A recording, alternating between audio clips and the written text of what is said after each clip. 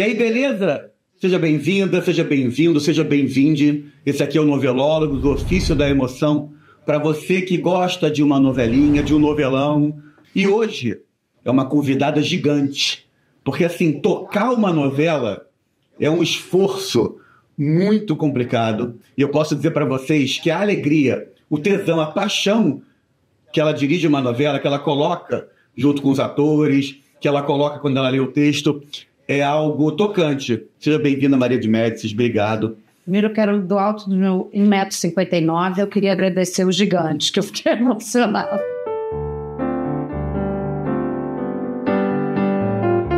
Você falou da alegria, né? Eu sempre começo um trabalho, eu falo isso para minha equipe, é verdade absoluta. Assim, eu tenho que trabalhar na alegria e no amor, né? Eu acho que não existe outro jeito. Senão fica chato pra caramba, já é difícil demais o que a gente faz. Se não for na alegria, não dá certo. Eu sempre digo que eu tenho 2 lugares preferidos na vida: set e bloco de carnaval. E eu acho que eles têm a mesma energia. Para mim, eles reverberam da mesma maneira, assim. Eu sou tão feliz no bloco de carnaval quanto eu sou num set de gravação. É maravilhoso, é verdade. Pude testemunhar um momento da minha vida e o gigante, eu acho isso, acho que diretores, diretoras tem que crescer, né, para comandar um elenco, para comandar, né? É um Boeing. Eu digo, por exemplo, novela das 21, eu digo que a gente levanta um Boeing, né? É uma loucura. Até brinco, né, que eu fazia novela fiz sei lá quantas que você falou aí que eu fiz. 16 novelas, 17 agora com Beleza Fatal. 16 novelas na TV Globo e eu levantava o Boeing, só que eu levantava o Boeing do Galeão.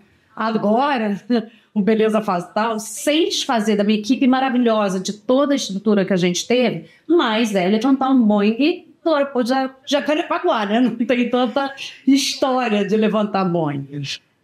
Então, assim, realmente que você é um comandante, né? E você tem que ser um comandante bom no sucesso e no fracasso. No fracasso ainda mais. Eu sempre digo, você tem que ser bom comandante e ter essa alegria e ter esse astral muito mais no fracasso. É muito bom. Eu queria te perguntar o que significa novela antes da diretora, antes de você dirigir, antes de você levantar tudo isso. O que significa novela para você? Como é que a novela entrou na sua vida? Como é que foi isso? Meus pais, eu morei muito tempo fora, meus pais eram diplomatas, então, assim, a gente não tinha esse hábito da novela na minha casa, assim.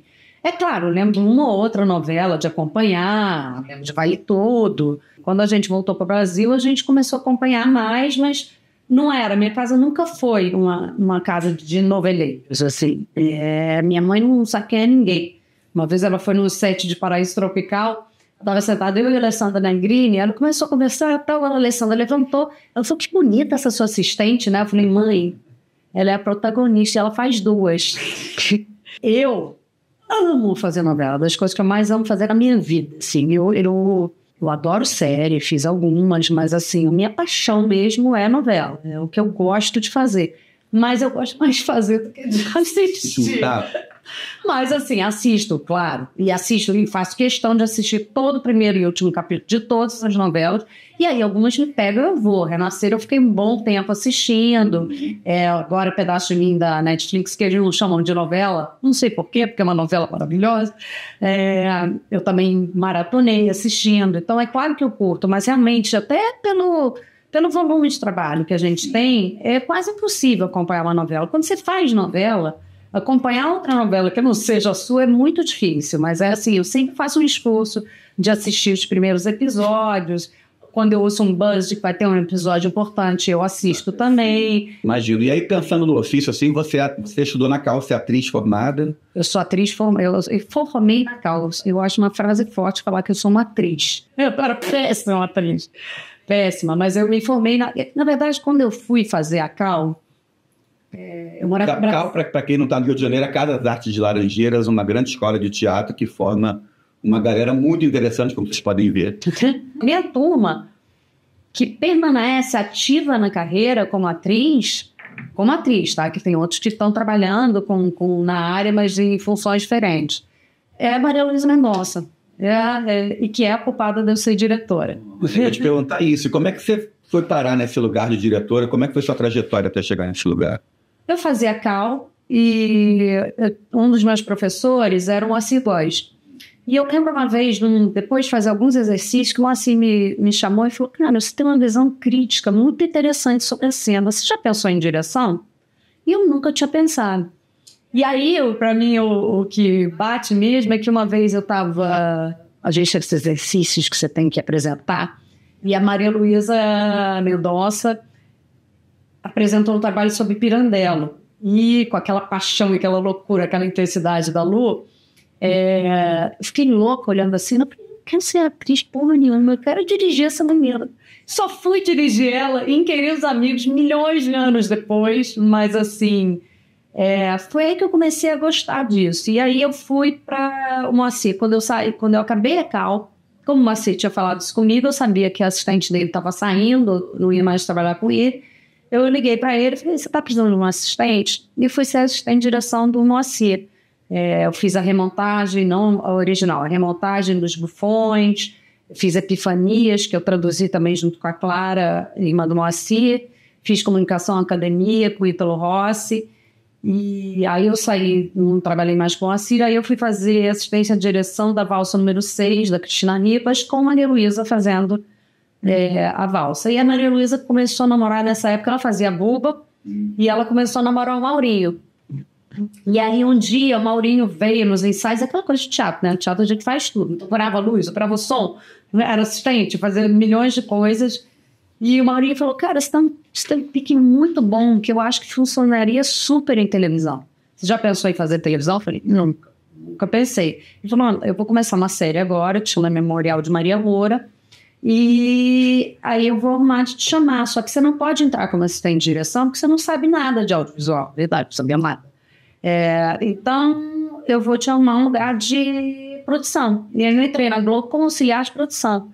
Eu literalmente servia água e café. Eu acordava de manhã, ia para a padaria Século XX, que agora acabou, pegava uma bombona de café com açúcar, uma bombona de café sem açúcar, botava na Kombi, que é época de Kombi, não tinha van, pegava no depósito da emissora caixa de água, botava dentro da Kombi, passava numa distribuidora, comprava gelo, metia no isopor, chegava no set, arrumava isso. Então, eu comecei assim.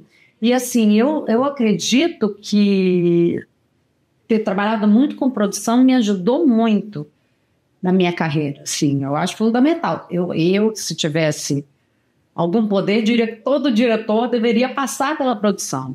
Por várias razões. Primeiro, você aprende tudo do set, né? Você tem que saber de tudo, né? A produção tem que saber de tudo e de soluções para tudo. E aí eu digo que eu não peço o impossível, mas também não me engano. Eu não vou pedir o que eu sei que é impossível para uma produção. Eu sei que é. Sei que tem coisas que eu vou ferrar muito a produção, então não vou pedir. Mas também quando a produção diz não consigo isso, eu falo, consegue. Consegue. Se você fizer assim, X, Y, X, você consegue. Então, assim, foi fundamental para a minha formação produção, como foi fundamental fazer a Cal. Porque eu uso até hoje as coisas que eu aprendi como atriz de formação para dirigir os atores. Então, assim, nesse sentido, assim, foi fundamental. Eu acho que eu não fiz uma educação formal, né? Eu não tenho nem ensino superior, mas eu tenho uma educação informal. E o fazer, né? Na minha época, a Cal não era ensino superior. Hoje em dia, se eu for lá e fizer um ano, escrever um TCC, eu já consigo ter a faculdade. Ter a faculdade, mas realmente não preciso. Pois é, um ofício, né? A gente vê que a gente acaba aprendendo, fazendo, como você falou, essa questão da produção. E eu né, no período que eu acompanhei você dirigindo, a sua relação com os atores e com as atrizes, eu até voltando nisso, você falou da Cal. Qual é a importância de um diretor que gosta de atores, de atrizes? E eu vou emendar, porque tem diretor que não gosta muito, não tem? Eu acho quase que impossível você ser diretor se não gostar de ator. Então não vai estar no banco, né, cara? Porque aí você não vai ter relação com o ator. Assim, o ator é o fundamental do set, né? Eu às vezes digo pro meu fotógrafo, ele não faz outra, porque não ficou tão bom. Eu falo, cara, mas ficou maravilhoso para ela. Ficou maravilhoso para ela. Então, a gente tem que, às vezes, abrir mão, porque o mais importante é o ator. E isso eu aprendi errando. Aprendi errando muito. Eu lembro até hoje, a Estrela Guia, que eu acho que, se eu não me engano, foi a primeira novela que eu dirigi. Na minha ficha está dizendo... Olha, então foi a primeira novela que eu dirigi. E eu fui fazer uma cena que era a despedida da Maitê Proença e do Lacos Winter. E aí eu queria um plano que eram eles de mãos dadas, com um pôr do sol no fundo, não sei o quê. E aí eu fui fazendo... Eu lembro que eu enrolei muito eles e para fazer esse plano e depois fazer os fechados com essa luz. E aí no final do dia eu mostrei para eles como ficou lindo. Aí depois eles falaram, não, ficou lindo, mas para a gente não foi bom. Porque a gente teve que esperar uma luz, toda a emoção que a gente estava, a gente perdeu. E eu aprendi muito com isso, sim. Eu depois desse acontecimento, eu fiquei muito ligada nisso, assim. Não que eu não soubesse a importância do ator, sempre soube, assim, eu amo dirigir ator, mas, assim, como a gente tem que olhar com muita generosidade, né? O mais importante não é o plano, o mais importante é o autor. E aí você falou do Mário Mendonça Filho, né, que te levou para a televisão, e eu queria trazer outros dois nomes, que curiosamente é Denis e Denise, né? Denis e Denise. Eu adoro na tua trajetória, né? Importância que você falasse um pouco da... E a irmã do Denis chama Denise. Na vida real. E aí, né, eu acho que a sua formação, como a gente vinha falando, né, também tem Denis e Denise. Com certeza, são meus dois grandes mestres, assim. Então, quando eu entrei no Memorial de Maria Moura, quando eu entrei na Globo, não tinha diretora mulher, né? Tinha Denise, tinha Tizuka, que tinha feito a Madonna de Cedro logo antes do Memorial, tinha Marlene Matos, acho que só, se não me engano. E aí eu lembro que a gente estava fazendo... Memorial tem mais de 30 anos, vocês não devem ter visto, mas é uma série que tinha batalhas, era uma série muito difícil de realização. Muito. E quando eu vi a Denise dirigindo, assim, porque eu ficava muito no set do Maurinho, né? Até porque ele tinha me chamado. E aí, não sei por que, eu fui parar no set da Denise. Quando eu vi ela dirigindo, mulher pode fazer isso, né? Então, a Dê foi uma grande inspiração para mim. E a Dê é uma grande formadora de diretoras mulheres, né? A primeira direção geral que eu comecei desde o início, desde o conceito, que foi Geração Brasil, era eu e Natália Grimmer. Duas crias da Denise. A Denise tinha muito essa preocupação, tem muito essa preocupação de formar diretoras. E ela foi fundamental como inspiração para muitas diretoras, porque não existiam. Então a gente olhava para a Denise e falava, caralho, pode ser mulher e dirigir, né? Não tinha, né, gente? Não existia. Como é que evoluiu, né? Como é que era esse lugar da mulher num set de filmagem, numa novela, e isso evoluiu, isso mudou, isso está mudando? A gente sabe as questões, problemas, como é que é essa... Eu acho que mudou muito, mas assim, tinham coisas muito difíceis. Eu lembro, eu e Natália, nessa novela que eu estou falando, a gente tinha um operador de câmera no estúdio que ele não respondia a gente. Ele só respondia o diretor de imagem. Ele assim, eu falava tal. Só se o diretor de imagem falasse tal, ele fazia. Ele não respondia. E isso aqui me incomodava demais. Ele não ouve o que eu falo, ele não obedece. Daí eu fui conversar com a Natália. Eu falei, você tá tendo problema com o fulaninho? Muito. Eu falei, Natália, não tá certo. Uma novela que tem duas diretoras gerais e a gente tá com esse problema. Se esse cara não sabe trabalhar com mulher, ele não pode ficar aqui com duas diretoras gerais e uma diretora artística mulher. Vamos tirar ele. Aí resolvemos tirar ele, assim, porque... é difícil, ainda é muito difícil. Ainda tem uma coisa, assim, que eu acho que no início, lá atrás, muitas das diretoras mulheres, para ter respeito no set, e eu fiz muito isso, a gente mimetizava muito o homem. Então a gente ficava aquela coisa agressiva, dando esporro, não sei o quê, porque era uma maneira de impor respeito, porque era uma burrice, claro, né? O respeito você não impõe assim, berrando. Mas a gente achava que era a maneira de fazer... para botar o pau na mesa, digamos assim, para nos respeitarem. Então, assim, não sei as outras, eu acho que tem, obviamente, diretoras que foram sempre do início muito doces, mas eu errei muito nisso. Errei muito de estar nesse lugar muito aqui em cima, muito agressiva, muito mandona, porque era uma maneira que eu sentia que eu impunha respeito no set.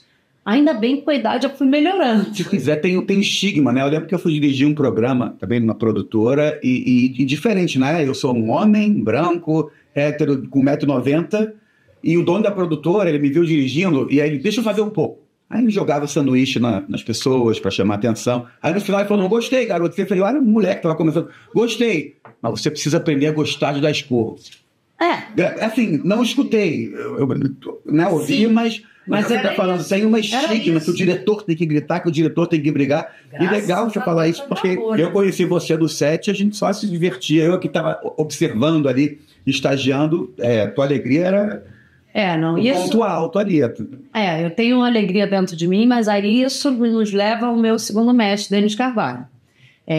Ontem mesmo fui na Globo dar um depoimento para o tributo que vai ter do Denis, e eu falei isso, Denis, ele, entre as milhões de coisas que o Denis me ensinou, meu casamento mais longevo é com o Denis Carvalho, né?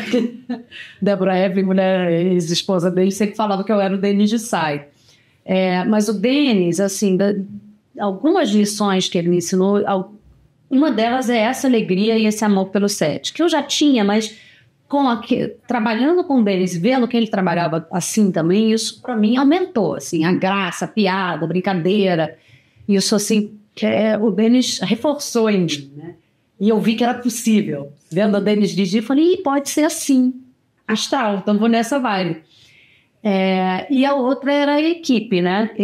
O Denis sempre falava assim, ele falava, se a gente tiver opção entre aquele grande talento, mau caráter, e aquele talento um pouquinho menor, mas bom caráter, vamos ficar com um pouquinho menor, mas bom caráter, porque a coxia é muito importante. A coxia é fundamental. A gente em novela fica um ano casado. Tem um ano de casamento. Então você tem que ter uma coxia muito boa, você tem que trabalhar só com gente legal. Assim, claro, sempre vai ter alguém que não é tão legal, mas assim, nas equipes e elenco do Denis, tinha isso também. Isso era para elenco também com o Denis, assim. Às vezes vinha uma super atriz e ele fala, mas essa não, a gente não vai ser chata, não, vamos escalar ela. Então, assim, é claro que isso é um exagero, mas assim, é muito importante, né, o clima com a equipe elenco, isso é fundamental. Então, você tentando alcançar aqui, ó, a biografia do homem, de Gilberto Braga. Eu li, amei. Gilberto Braga, a minha aqui. Né, um dos maiores, talvez o maior autor, um dos maiores, 3, 4 maiores. E aqui, né, Denis trabalhou muito com o Gilberto Braga, no diretor da Gilberto, Maria dirigiu várias novelas do Gilberto. E ele fala da patota, e ele fala deliberadamente da patota. A gente tem, às vezes, um preconceito com isso, mas é o que você está falando, né? Pessoas que eu vou até emendar uma pergunta, um ano convivendo, um grupo de pessoas de segunda a sábado, gravando 10 horas, 12 horas. Né? Como é que, pegando essa carona da patota, mas que a gente gosta, como é que é essa intensidade, esse ritmo? Bom, eu casei com 2 cameramen, né? Eu saía do set. Hoje em dia nem poderia, né? Ainda bem, hoje em dia tem regras maiores de compliance e tal. Mas é isso, né? Você vive, o Denis fala muito isso, a gente está muito mais aqui do que com a nossa família, né? Porque a TV Globo tinha isso, a TV Globo tinha uma coisa muito circo, né? Muito de família trabalhando junto, né? Era o iluminador que, como trabalhava de segunda a sábado, no sábado tinha que levar o filho para o set e o filho aprendia a ser iluminador. Então isso era muito da Globo, essa coisa mambembe circense, né? Que eu acho um barato, assim. Mas tem que tomar cuidado, é aquilo, né? Pode virar o reino do Nepo Baby. Então, hoje em dia, eu acho que está certíssimo você tentar evitar isso. E o que tem de ruim essa intensidade? Deve ter alguma coisa ruim ou não? É conviver tanto com tanta gente, com as mesmas pessoas por um ano? Cara, então, quando eu saí da Globo, quando o Zé me comunicou que não iam renovar meu contrato, eu lembro que um dos meus pânicos era trabalhar com gente que eu nunca tinha trabalhado antes, que eu estava acostumada com a minha patota. Cara, como eu vou trabalhar com uma galera que não é minha patota, né? Então, quando a gente fala de patota, e eu acho que na TV Globo tinha isso, a gente trabalhava com as nossas patotas, eu brincava que era Game of Thrones, né? House of Denis Carvalho, House of Jorge Fernando, era muito Game of Thrones e cada um tinha as suas patotas. E assim, isso é bom, isso é ruim, claro, porque quando você começa a trabalhar com pessoas diferentes, isso te enriquece. Então, quando eu soube que ia sair da Globo, um dos meus grandes pânicos, foram vários, era trabalhar com uma galera que eu nunca tinha trabalhado antes. Primeiro, num mercado que eu não conhecia, porque eu entrei na Globo com 24 anos, né? Saí da Globo com 53 anos. Então, foram 29 anos trabalhando no mesmo lugar. E, de repente, toda a minha carreira foi no mesmo lugar. Aí, de repente, eu ia para um lugar novo e, pior, sem a minha galera, que eu sou da galera, entendeu? Tinha a minha galera que estava sempre comigo. E aí, o que eu descobri? Que ter uma galera nova me ensinou tanto, foi tão rico. Eu ainda guardo um pouco a coisa patota. Eu levei muito a minha patota do De Volta aos 15 para o Beleza Fatal. Eu levei uma boa parte da minha patota. Trouxe até uma patota minha da Globo que anda pendurada em mim também. Mas assim, o que foi muito rico para mim, conhecer pessoas novas. Aquilo me acrescentou. Eu lembro que é engraçado, por acaso, as duas pessoas que eu me conectei mais quando eu saí do mercado foram meus diretores de arte. O William Valduga, no De Volta aos 15, e... Ai, meu Deus, esqueci o nome. As duas pessoas que eu me conectei mais quando eu saí da Globo, nas novas equipes, foi engraçado que foram na mesma função. Foram os diretores de arte, o William Valduga e o Fábio Goldfarb, assim, que... Eu fiquei muito ligada neles e eles me enriqueceram, trouxeram muita coisa nova. Então, a patota é legal? É legal, é ótimo, é maravilhoso. Mas também é muito bom trabalhar com gente nova e é fundamental. Isso, Denis também tinha uma coisa... O que eu digo que o Denis tá sempre ligado com o que está acontecendo, porque ele está sempre de olho. Ele vê todas as séries, todas as peças de teatro. Tudo o Denis vê. Tudo que é de música nova ele ouve. E ele adora ver gente jovem trabalhando. Então ele vai aprendendo com o que todo mundo que é jovem traz para ele, assim. A gente sempre trabalhou com uma equipe muito jovem. Eu até brincava com ele. Eu tô ficando velho, você vai me tirar dessa equipe. Já. Porque essa galera trazia uma coisa nova, assim. Traziam olhares pra gente... Trazia olhares pra gente que a gente não conhecia, assim. Eu aprendi muito com... Primeiro porque começou uma fase de diretores que tinham uma formação. Assim, até um dado momento, os diretores da Globo eram diretores que tinham se formado ali, se formado fazendo. O próprio Denis era ator, Jorginho era ator, Papinha era editor. A gente foi se formando ali, né? Foi virando diretor ali dentro. E, de repente, chegava uma galera jovem, que era uma galera que se formou em cinema e em faculdade. E ensinavam demais pra gente, assim, isso foi muito fundamental, assim, a gente cresceu muito com esse encontro.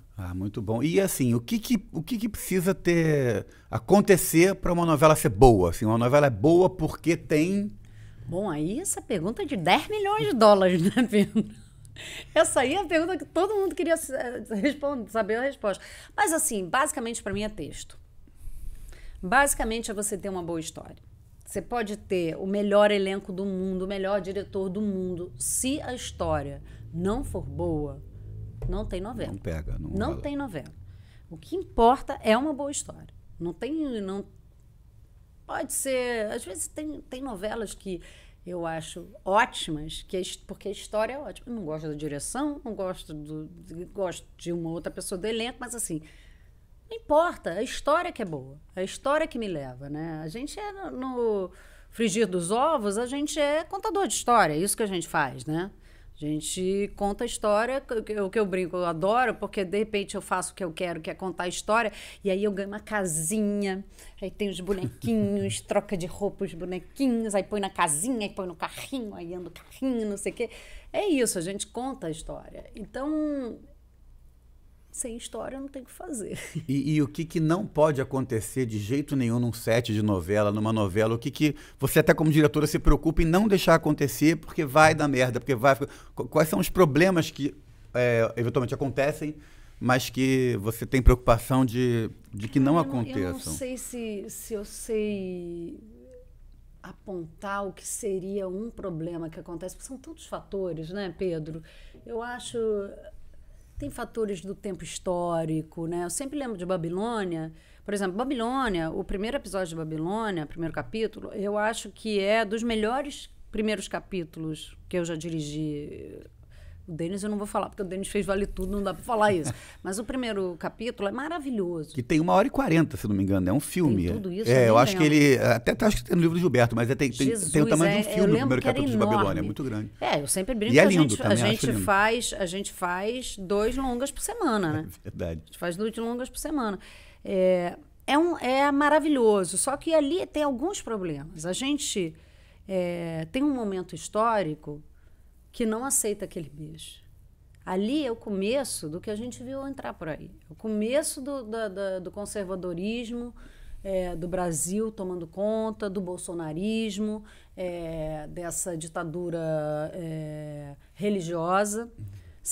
Eu não tenho nenhum preconceito com os evangélicos. Eu tenho sempre preconceito com quem abusa da fé do povo.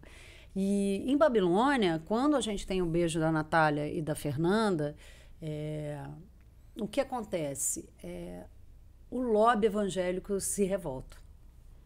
E aí, no Congresso, o lobby evangélico avisa para o representante da TV Globo que eles vão entrar com processos para a novela e para as 11 da noite. Se você pegar uma novela das 21 e botar 11 da noite, você perde todos os assinantes. E eles sabem que eles não podem entrar com processo falando da homoafetividade. Isso não é contra a lei. Não é contra a lei a Fernanda beijar a Natália. Mas cafetinagem, drogas. E aí você acaba com o personagem da Sophie. Exatamente. O personagem da Sophie era uma prostituta, ela não é mais prostituta.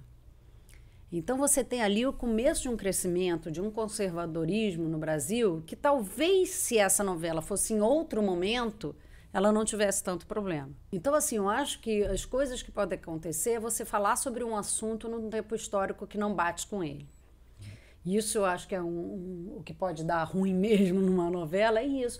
Você pode dar ruim você não ter química entre um casal principal, isso é dos grandes problemas, por isso que eu acho que é muito importante você testar o casal principal. Não porque você está testando o talento, você sabe que aquela atriz é ótima, que aquele ator é ótimo, mas você tem que ver como eles funcionam juntos, né? Sim. A química é fundamental, e a química não tem a ver com talento. Não tem. Assim, voltando a Paraíso Tropical, Paraíso Tropical é muito clássico disso de novela, né? Porque você tinha a Bebel, que tinha 10 dias de trama com o Olavo. Depois a Bebel ficava com o personagem do Bruno Galhaço, que eu esqueci o nome, e o Ivan. E o Olavo ficava aliado à gêmea do mal, a Paula. Essa era a história inicial da sinopse. Só que quando você pôs o Wagner e a Camila juntos, a química era uma tal loucura que os protagonistas viraram eles. E eu sempre falo, gente, Camila não teve nada com o Wagner. Porque a Camila ainda fala, pô, eu tava namorando, não nem dava. Mas é verdade, assim, era uma química de casal que funcionou demais. Então, assim, isso é uma das coisas que pode não funcionar. E ali tinha Fábio Assunção com Alessandro Negrini e Tony Ramos e Glória Pires, né? Tony Ramos e Glória Pires. E Olavo e Bebel. Exatamente. Mas era isso, assim, é a química de um casal, é uma coisa que pode dar ruim numa novela também. O tempo histórico, a química de um casal, uma rejeição a um personagem qualquer, né? Isso atrapalha muito uma novela também. Lembrando assim, tem milhões de coisas, mas... Você tem alguma história curiosa, engraçada, alguma coisa no set que você passou, que você conta, que você fala, nossa, que você sempre tá... nossa, eu não acredito que eu fiz isso, não acredito que tem alguma coisa... Eu não tenho memória mais, né? A Covid levou o pouco que eu tinha. Mas eu lembrei, eu tenho uma história do meu primeiro set de televisão em Memorial de Maria Moura, que eu cheguei, eu realmente não sabia nada de TV. E aí eu lembro que a gente estava num set, que era o set das Marias Pretas, que era o Hernani, Otávio e Zezé Polessa, e era um set cheio de lama, tinha uns porcos, eles eram os malvados de Maria Moura, e era um lugar bem sujo, assim. E aí eu lembro que o Maurinho chegou para mim e falou, Maria, pede para desmontar o carrinho. Eu falei, claro, pode deixar. Aí eu olhei em volta, essa porra, essa série é de época. Que carro que o Maurinho quer que eu desmonte? Aí eu fui no meio do set e falei, desmonta o carrinho. E aí eu vi o pessoal desmontando o trilho. Mas assim, é isso que a gente fala. Eu não sabia de nada, não estava preparada para nada. Das histórias atuais, eu tenho vários, mas não vou... Tem muitas impublicáveis. E realmente a minha memória anda tão ruim que se eu lembrar de alguma coisa, eu vou voltar para a química, porque eu ia te perguntar na química e me escapou a pergunta, mas voltou, né? Como a gente está falando de ofício, e você que dirige atores, convive com atores, com atrizes, e você falou, né? Você fez 2 casamentos com o cameraman, e a gente vê casais se formando nas novelas, terminando quando acaba a novela. Para quem tá, os atores jovens, isso acontece. Isso é novo. O que você acha? O que você diria para quem tá indo fazer uma novela? Eu acho que pode acontecer porque você está convivendo muito tempo. Mas eu acho, principalmente atores com seus casais românticos, que tem que ter um certo cuidado, né? Porque você, na verdade, você não está se apaixonando e envolvendo com o Pedro. O Pedro não está se apaixonando, se envolvendo com a Maria, nem a Maria está se envolvendo, se apaixonando pelo Pedro. Você está se envolvendo com o João, que é o seu personagem. O João, seu personagem, está se envolvendo com a Antônia, minha personagem. Isso pode iludir muito a cabeça. Então, acho que tem que ter um certo cuidado, assim, ver por quem você está se apaixonando, né? Se é pela atriz, ou se é pela personagem, ou se é por aquela relação. Então, acho que tem que ter cuidado, né? Eu acho que é muito importante a gente saber que atuar é atuar, né? Eu não tenho que matar ninguém para fazer um assassino. Eu não tenho que ter vivido no século XVII para fazer alguém do século XVII. Então, por isso que eu acho que tem que ter um cuidado. É claro que acontece, mas não acontece onde todo mundo acha que acontece, né? Todo mundo acha que acontece nas cenas de sexo, nas cenas de... Aí é onde não acontece. Porque aí a gente que tá no set sabe, você tá lá a pessoa fazendo uma cena de sexo, você fala, ok, vira mais o braço para esconder o peito dela, ok, vai virando à direita, ok, vai com a cabeça para trás, vai com a cabeça para frente, vira para cá, coisa mais antitesão do mundo, né? Então, não é aí que acontece. Acontece isso no convívio, mas eu acho que é uma coisa que tem que ter cuidado, né? Principalmente os atores jovens, né? Que já ainda não viveram tanta coisa e aí podem cair nisso que pode ser ruim para eles, né? E às vezes até para o personagem. Total. E aí vou entrar em umas pequenas polêmicas aqui, mas até primeiro eu vou falar um pouco do que eu acho, né? Uma quantidade de coach de atores, técnicas, coach, metodologia. Queria saber a sua opinião sobre isso, porque a gente está vivendo, não? Eu no início tinha muito preconceito. Hoje em dia eu uso muito. Mas tem que ser um trabalho conjunto. Eu trabalhei agora em Beleza Fatal, a Ana Kutner fez a preparação de elenco. O que acontece? Primeiro, no volume de trabalho, no início, o ator precisa de uma imersão que eu não vou ter tempo de ter. Então, eu e Ana, a gente conversa, fala sobre os personagens, fala sobre os atores que vão fazer os personagens. Fazemos os primeiros encontros juntas. Aí, durante um tempo, ela vai levando eles dentro do que a gente conversou e do que a gente trabalhou juntas com eles no início. E aquele período que eu tô louca da pré-produção, ela continua esse trabalho com eles. Mas um trabalho que a gente começou junto, que a gente conversou junto. Aí, quando chega na hora do set, muitas vezes você precisa... É fundamental o ator falar com o diretor, mas às vezes, até pela relação que a Ana criou com eles, principalmente atores iniciantes, tem uma relação de confiança que às vezes o ator que está começando tem um pouco de medo de perguntar para o diretor. E aí ele vai ter essa relação com a Ana que vai ajudar. A Ana vai vir para mim me perguntar, fulaninha falou que tentar assim. Eu falo, não, vamos pensar, será? Não sei o quê. E às vezes eu falo, Ana, me ajuda ali. Tô achando, eu já falei para ela, mas você, de repente, acha um espaço ali de coisas que vocês trabalharam, que você sabe que você pode usar ali para chegar nesse lugar que eu já pedi para ela, mas ela não está chegando. Então, eu acho que o coach, quando ele funciona junto com o diretor, numa relação que é deles, ele é ótimo. O que não pode é você deixar a direção de ator só na mão do coach, né? Aí é o coach que está dirigindo, né? Não é você. Mas eu acho que pode ser uma relação muito rica, assim. E hoje em dia tem uma coisa que eu acho fundamental, que é uma outra espécie de coach, que é o coordenador de intimidade. Essa pessoa é uma pessoa fundamental. Por que acontece? A gente viu durante muitos anos, a gente tem histórias não só no Brasil como fora, né? A Léa Seydoux fala sempre do azul é a cor mais quente, como ela teve que transar mesmo com a menina, como o diretor forçou aquela barra ali. Um diretor homem forçando duas mulheres. Homem forçando duas mulheres, geralmente é por aí, a gente sabe, mas pode até ser uma diretora mulher, né? Quando você tem um coordenador de intimidade, ele faz uma ponte muito fundamental. É mais difícil você falar para mim, Maria, eu não quero mostrar minha bunda, Porque você fala, vou falar pra diretora que eu não quero mostrar minha bunda. Ah, ela não vai gostar, ela não sei o quê.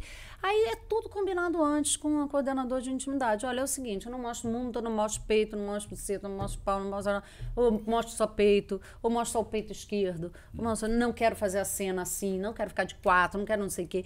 Ensaia, eu falo pra coordenadora de intimidade o que eu pensei de esteticamente, das posições, não sei o quê, da luz, do cenário, como é, e ela vai montar junto com o ator, nos limites dele, aquela cena. E a gente, às vezes, muitas vezes, muda, mas vem um já combinado, né? Então, é muito mais difícil você ter questões de assédio, assédio não só sexual, mas assédio moral, né? De você forçar a atriz a fazer uma coisa que ela não quer, a mostrar algo que ela não quer. Então, esse é um personagem que eu acho fundamental. Não quero nunca mais trabalhar sem o coordenador de intimidade. Interessante. E aí, um outro lado polêmico que eu venho trazendo aqui são... o audiovisual se tornou algo muito maior, né? Então, a gente tem influencers, a gente tem ex-Big Brother, a gente tem uma entrada de elenco. E que eu tenho perguntado assim, você tem uma opinião formada, você acha, né, as redes bombam com isso, a Jade Picon fez, e não pode, aí os atores reclamam, aí tem protesto, aí o Sated... A Grazi Massafera é ex-BBB. Exato, exatamente. Juliana Alves é uma grande atriz. Juliana é ex-BBB. Assim, são... É claro que eu acho que o influencer não deve se tornar ator automaticamente, mas você tem casos de influencers, ex-BBBs, ex não sei o que vão se tornar atores, que vão trabalhar e vão melhorar e vão estudar, né? Essa galera que a gente sabe que ficou boa, estudou, né? Não foi lá ex-BBB, a Grazi e Juliana, por exemplo, não chegaram lá e falaram só de ex-BBB e vamos arrebentar. Grazi estudou pra caramba, Juliana estudou pra caramba, entendeu? Correram atrás de estudar. E queriam aquilo. Porque eu acho que também o que acontece às vezes não é só culpa dos influencers, é culpa da direção que fala, vamos botar essa pessoa, e a pessoa tá ferrada. O caso da Jade Picon eu acho clássico, porque a Globo inventou que ela é atriz. Desculpa, é muito difícil você falar, não quero fazer uma novela das 9 porque não tenho experiência. É muito difícil dizer não para uma novela das 9 da TV Globo, né? Então, assim, eu acho que tem essa forçação de barra que tem hoje em dia, né, de seguidores, de Instagram. Mas na minha novela tem muita influência, só que é o influencer fazendo influencer. Né? A ex-BBB fazendo ex-BBB. Né? Mas eu acho que não tem regra, né, Pedro? Assim, eu acho que o que é importante é saber do ofício. Assim, o Baba Yoff e Alice Wegman, algumas semanas, falaram muito bem sobre isso, né? A Alice fez até uma comparação sem ser com a profissão de atriz. Ela falou, agora você tem que se formar em medicina e Instagram. Sim. Em educação física e Instagram. Em atuação e Instagram. Então, não é só sobre os atores, é sobre essa sociedade atual, né? Que é formada por essa loucura de rede social, né? Perfeito. Cara, eu tô pensando aqui, você já dirigiu Fernanda Montenegro, Natália Timberg, o Wagner Moura, você já dirigiu Denis Carvalho. Quem que você não dirigiu que você gostaria de dirigir? Patrícia Pilar. Pode até olhar para o mundo aí. Quem que... não vou olhar para o mundo, não. Vou falar das nossas que são maravilhosas. Boa. Patrícia Pilar é uma que eu tenho muita vontade de trabalhar. Débora Falabella.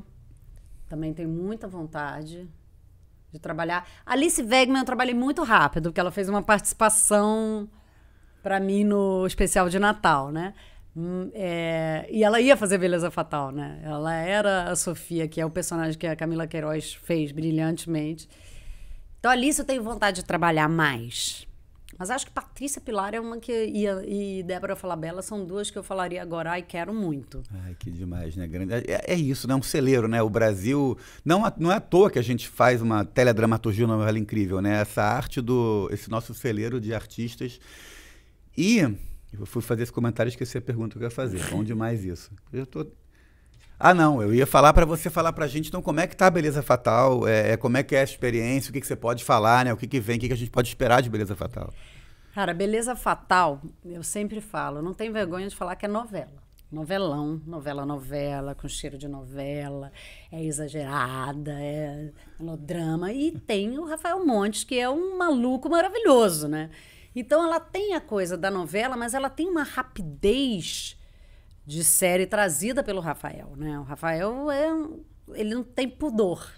E eu adoro isso no Rafa, assim. O nosso casamento foi muito perfeito nesse sentido, porque eu peguei também o despudor dele e falei, então vamos com o despudor.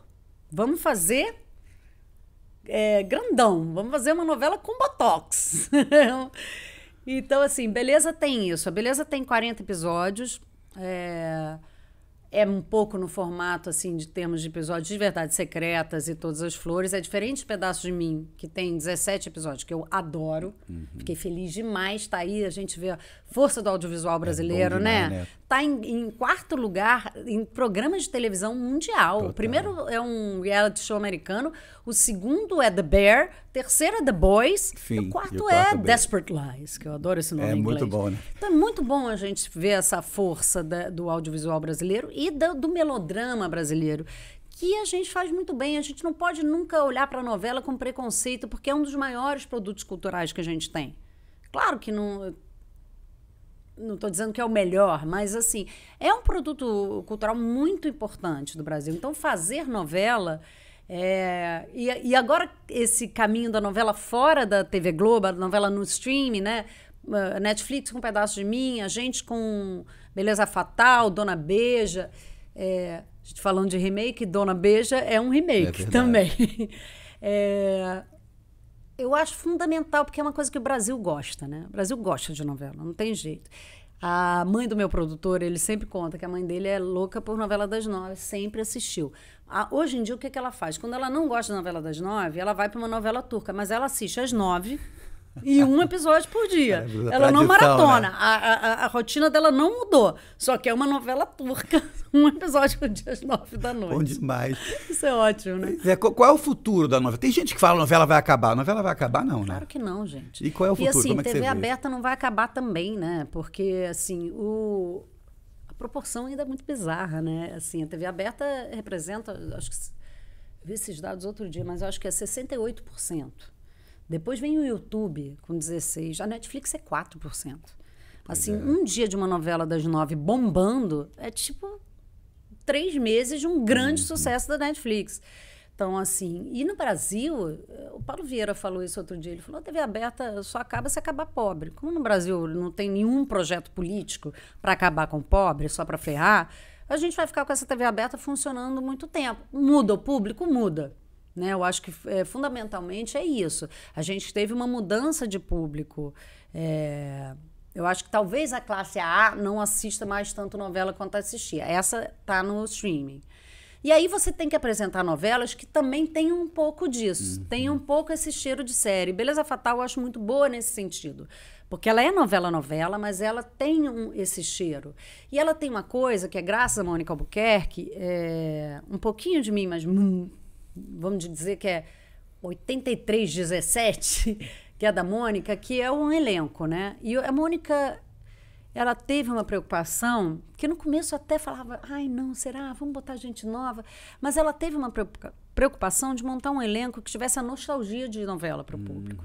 Então você olha, você vê a Camila Pitanga, Giovanna Antonelli, a Camila Queiroz, o Edson Capri, o Marcelo Serrado, você fala Murilo Rosa, você fala elenco de novela. Eu lembro quando saiu o teaser de Beleza Fatal, todo mundo, nossa, elenco global, é um elenco da Globo. Então traz essa nostalgia de novela, esse elenco.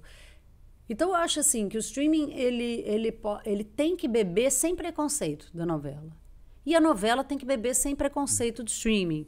E vão ser duas coisas diferentes. A novela da TV aberta e a novela do streaming são completamente diferentes.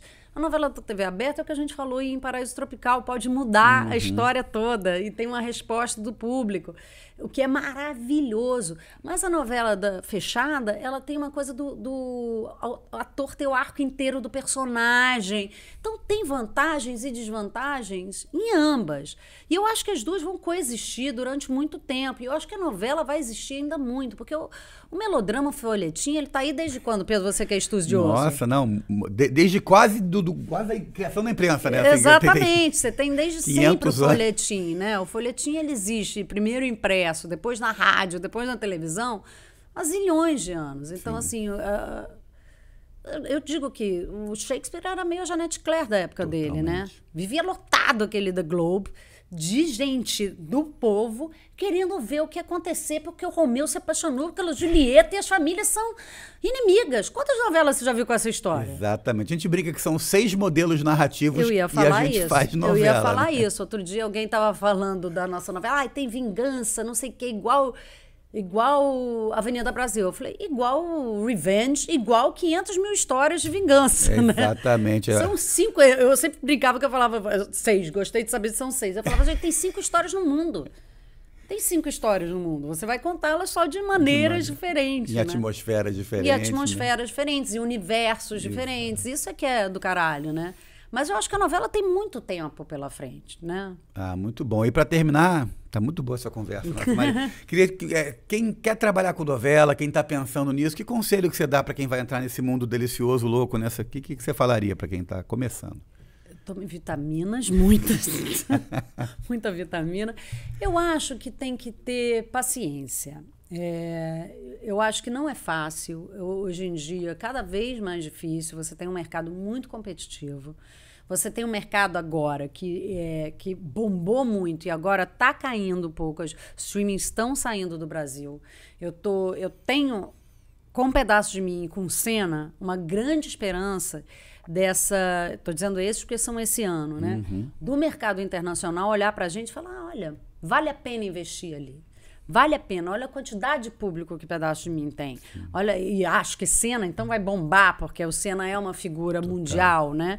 Então, o mercado está num momento difícil, mas o mercado tem idas e voltas, né? Então, tem que ter paciência. Não tem que ter medo de começar embaixo. É o que eu falei. Eu comecei servindo água e café. E aprendi muito servindo água e café, ouvindo os atores. Eu lembro sempre que em Incidente Antares, eu ainda era produção, e eu era responsável por pegar o elenco. Então, eu pegava uma van, nessa época era van, não me lembro, Kombi ou van, que tinha Marília Pêra, Fernanda Montenegro, Paulo Betti, Diogo Vilela, Elias Glazer, Rui Rezende, tinha mais alguém que eu não vou lembrar, mas eu ia numa van com essas pessoas e a minha função era ligar para elas, marcar o horário, pegá-las em casa, ver se tinha água, se tinha café, papapá. O que eu aprendi dentro dessa van, ouvindo esses atores. Então, não tenha medo de começar embaixo. Tenha generosidade. Tenha inteligência. A gente vive um mundo muito ansioso. Então, eu acho que segura a ansiedade. Segura a ansiedade e ouve todo mundo. Ouve os mais velhos. Que a juventude, isso desde sempre, né? Ela tem uma coisa de não ouvir os mais velhos. Por isso que eu gosto do candomblé, que é a minha religião, porque o candomblé ele é muito ligado aos antigos, né? Aos griots, a tudo. Você ouve, você está sempre ouvindo as pessoas mais velhas, né? Não no meu caso, mas no caso de uma pessoa negra, a ancestralidade, isso tudo é muito importante. Você ouvir os mais velhos é fundamental. E eu acho que nessa geração ansiosa e sabe tudo de hoje em dia, ouve, aprende. Claro que você vai ter uma ideia maravilhosa, expõe a sua ideia maravilhosa. Você tem que expor, sim, sua ideia maravilhosa. Mas ouve também. Porque ouvindo você vai aprender muito. Boa, né? O lugar de fala vem junto com o lugar de escuta, né? O lugar de escuta é fundamental. A gente conquistou o lugar de fala, mas é legal a gente escutar junto, né, gente, Maria? Tem que ouvir, tem que escutar. Você aprende demais escutando. Muito obrigado. Eu falei que ela era gigante. Foi maravilhoso, né? Pra mim foi incrível. Espero que vocês tenham gostado. Novelólogos, o ofício da emoção. A gente se vê no próximo episódio. Beijo! Gente, eu adorei estar aqui, adorei falar do meu assunto preferido, que é a novela. Eu espero que vocês tenham gostado. Agradeço muito, Pedro, por esse convite, que eu adorei estar aqui, adorei falar.